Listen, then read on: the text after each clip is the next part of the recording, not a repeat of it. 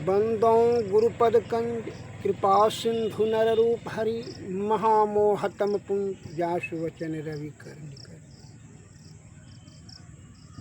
धर्म अनुरागियों के चरणों में कोटि कोटि नमन।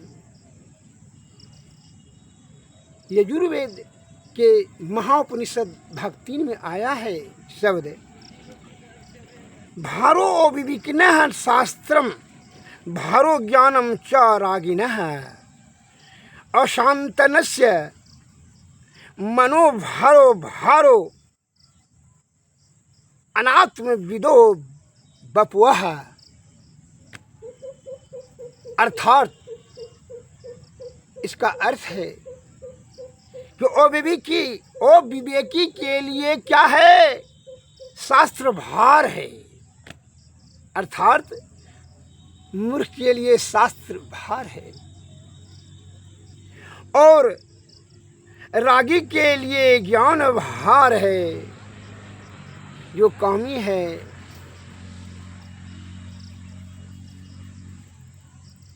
राग और द्वेष में फंस गया है उसके लिए ज्ञान भार है। वो ज्ञान कोई लाभ उसको कोई काम नहीं करेगा।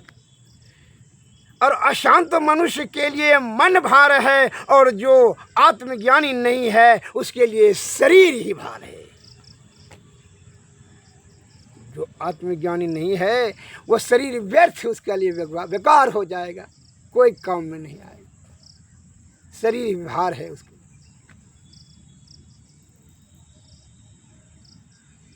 ईश्वर ने बड़ी आसीन कृपा कर करके यह पीप पर जीव आत्मा को जो है यह 5 तत्व 25 प्रकृति की 14 इंद्रियां 7 धातु चित्त और बुद्धि से संयुक्त होकर के उनको अवसर दिया, समय दिया, भाई आयु रूपी समय दिया कि ठीक है तुम जो है जीवात्मा को परम आत्मा तक यह साधन दिया। तन रूपी साधन बना करके बड़ा मेहनत से साधन दिया कि ठीक है परब्रह्म पर तू पहुँच जा। लेकिन क्या करता है यह 5 ज्ञान इंद्रियां और 2 मन और अहंकार ये दोनों को जैसातों के फेर में फंस कर के विषय आसक्त होकर करके अपना कीमती आयु को छीन कर देता है। इससे क्या होता है? फिर जीवात्मा को 84 लाख योनि में परिभ्रमण करके अनादिकाल से रोग शोक और संताप दुख में वेदना सहते रहता है। हमारे गुरु महाराज स्वामी महर्षि मही परमानंद दास जी की वाणी में आया है, अरे यह मन पर निग्रह कर करके विषय से ऊपर उठो और सूरत शब्द योग से अर्थात ध्यान योग से पहले प्रारंभ करो। मानस ध्यान जिसको है करना चाहता है करे, लेकिन पहले ध्यान योग से क्या करो? ये दोनों नेत्र के किरण को बिंदु पर भ्रिकुटी के बीच में जो बिंदु उस पर अस्थिर करो और तब क्या है उसको सुषुम्ना नाड़ी में जाने दो। धीरे धीरे पहले तो इंगला पिंगला में घुसेगा, परिवार मोह माया मोह चक्कर में लाभ हानि ये सब के जो व्यापार ये सब के चक्कर में इंगला पिंगला में घुसेगा। लेकिन बीच में घुसने दो, वो आदत बनेगा धीरे धीरे तब जाएगा, ऐसे नहीं जाएगा। एटेंडम बड़ा सकरन सुषुम्ना नाड़ी है। और उससे तो 101 नाड़ी बता रहे हैं, प्रमुखतः 3 नाड़ी इंगला पिंगला और सुषुम्ना। लेकिन कहते हैं कि यह जीवात्मा को परम आत्मा तक पहुंचाने के लिए सुषुम्ना नाड़ी ही एक मार्ग है। इसलिए हमारे सद्गुरु महाराज के वाणी में आया है, सुखमनियों में मोरी नजर लागी, सुखमनियों में मोरी नजर लागी, अगल बगल कहूँ दृष्टि न डोले, सन्मुखी बिंदु पकड़ लागी, सुखमनियों में मोरी नजर लागी। अगल बगल नहीं डोलने दो भाई किसको, ये जीवात्मा के इधर उधर मन को नहीं भगना जाने दीजिए। लेकिन इसका जो है सूरत को ध्यान को यहीं पर रखो, सुखमनिया में तब जाएगा, इधर उधर जाने नहीं दो। इसलिए बोलते हैं अगल बगल कहूँ दृष्टि ना डोले, सन्मुख बिंदु पकड़ लागी, सुखमनियों में मोरी नजर लागी। ब्रह्म ज्योति खुल गई अंतर में, जब वहाँ स्थिर हो जाएगा तो ब्रह्म ज्योति वही सुखमनिया नाड़ी में कहाँ हुआ तम मंडल से जब आगे बढ़ेगा तब वहाँ ज्योति होगा। तो वही ब्रह्म ज्योति में अनहदनाद में वह ज्योति अनहदनाद में लय होने लगेगा। तब क्या होगा? ब्रह्म ज्योति खुल गई अंतर में, भीतर में प्रकाश खुल जाएगा। निसी दिन अंधियारी हदस भागी सुख मनिया में मोरी नजर लगी। दिव्य ज्योति को सुर प्रगट भाव, तब जो है ब्रह्म ज्योति से आगे बढ़ेंगे तो दिव्य ज्योति, तो दिव्य ज्योति को सुर प्रगट भाव सूरत सार सबद लागी सुख मनिया में मोरी नजर लगी। संत कहते हैं कि जो वह ध्यानाभ्यास क्या है, उनको जो है आनंद प्राप्त होता है और जो मार्ग भेटता है उसी के बारे में वह बखान करते हैं यह भजन के माध्यम से। जब ब्रह्म ज्योति से आगे गई ध्यान अंतर में, तब तो निस्दिन अंधियारी हदस, निस्दिन जब ऐसा करते करते करते हो जाए अंधियारी हदस भागी और भय पाप सब वहाँ से भाग जाएगा। निस्दिन जब आप अभ्यास करते तब दिव्य ज्योति में जाएंगे, तब वहाँ क्या होगा? प्रकट हो जाएगा। क्या दिव्य ज्योति प्रकट हो जाएगा। तब सूरत सार शब्द लागी, तब वो सूरत में जो है सार शब्द आ जाएगा, तब प्रकट लागी। तब बाबा देवी कहे में ही से ऐसे ही करी निसी दिन जागी सुख मनिया में मोरी नजर लागी।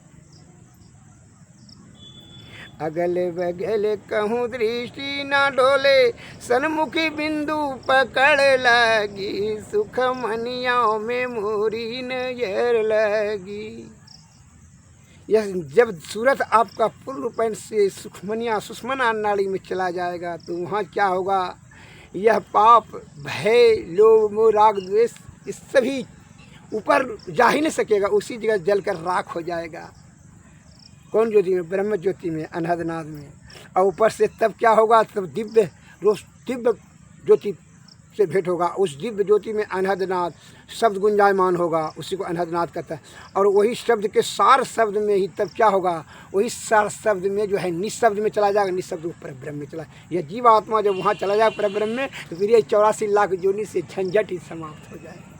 इस सार शब्द को समझने का प्रयत्न करें भाई कि क्षण भंगुर सुख करने के प्राप्त करने के लिए, आनंद प्राप्त करने के लिए कितना छल कपट परपंच परिश्रम अलादी दिलाली कलाली षड्यंत्र आडंबर पाखंड कत्ता करते हैं।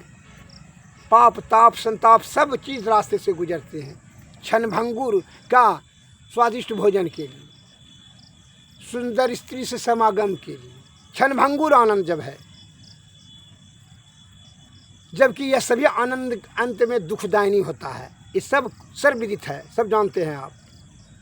यही आनंद जिसको आनंद सोच रहे हैं, यह आनंद का अंत ही दुखदायिनी है। इसलिए संत महात्मा लोग अनादिकाल से बता रहे हैं जीव आत्मा जो है परमात्मा चले जाएगा तो परम आनंद उसी को कहता है, ईश्वर कहता उसी को है, भगवान उसी को कहता है। वहीं पर जो है तुम जो है जीवात्मा को लगा दो, ये 10वें दरवाजे से ही ऊपर जो है बढ़ेगा, सुषमना नाड़ी होकर रास्ता होकर के आपको वहाँ पहुँच जाएगा। तभी आपका यह जीवात्मा का कल्याण हो जाएगा, अर्थात मोक्ष, फिर जीवन मरण से मुक्त हो जाएगा। अतः इसलिए कहता है संतों के बात को जो बुझे उसे तीनों लोक सूझे। संत वाणी में आया है संतन की मति आती गोई इसे जाने नहीं कोई। इसकी शब्द की गंभीरता को, संतों की शब्द की गंभीरता को साधारण बुद्धि वाले क्षर दलाल कलाल जो पाप से संयुक्त है, मस्तिष्क भरा पड़ा है कूड़ा कचरा, वो नहीं समझ सकेगा, कुछ नहीं समझेगा। उसको समझने के लिए उनको क्या होना चाहिए? विषय से ऊपर उठना चाहिए, मन निग्रह रहेगा, शुद्धचित्त आत्मा सतोगुण में सदाचार का पालन करेंगे तब वह सार शब्द को समझेगा ना, ऐसे कैसे समझ लेगा वो? इसके लिए आपको सतोगुण में रहना, सदाचार का पालन करेंगे। अरे जो सब दिन मांस मछली अंडा गंडा खाया है उसको घी आंवला हर्रा गुरुलती और चिरौता का उनको स्वाद का हम बखान करें तो हमरे पर हंसबे नहीं करेगा जी। वो तो कभी नहीं करेगा क्या बोलता है। और जब वो मांस मछली अंडा गंडा मुंडा खा करके रोगाग्रस्त हो जा करके आधे उम्र में मर जाएगा, भीषण रोग से प्रताड़ित, तब उस समय कहेगा गायत्री तेरे ठीक है बोल रहे थे आप लोग भाई, ठीक है बोल रहे थे भाई ये तो गलती हो गया। अब कुष्ठ हो गया, जो है इम्यूनिटी पावर ख़त्म हो गया, नेत्र का पावर खत्म हो गया, ना मर्दी नहीं पूछ सकता होगा, कैंसर हो गया, बीपी हो गया, अब जो है ना असाध कोरोना हो गया, बड़ा मुश्किल है। तब क्या होगा रे, अब क्या होगा? क्या वर्षा जब कृषि सुखाने और समय बीत गया क्या पछताने। तुम जब समय बीत जाएगा तो अंतिम समय में तुम सोच या समझ करके ज्ञानी होकर के क्या करेगा रे।